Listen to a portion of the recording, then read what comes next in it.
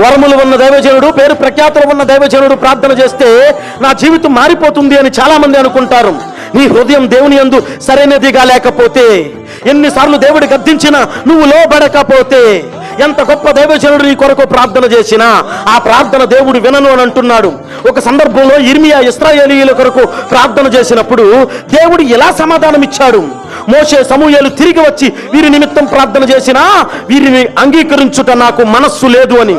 మరొక సందర్భంలో నోవాహు, దానియేలు, యోబు అని వారు కూడా వారి నీతిని బట్టి వారు మాత్రమే రక్షించబడగలరు. కానీ ఇలా హృదయాన్ని కఠినపరుచుకుని ఆయన మాటలు నిర్లక్ష్య పెట్టి గద్దింపుకు లోబడకుండా భ్రష్టులైన వారి కొరకు నోవాహు, దానియేలు, యోబు అని వారు ప్రార్థన చేసినా వారిని రక్షించలేరు అని దేవుడు చెప్తున్నాడు.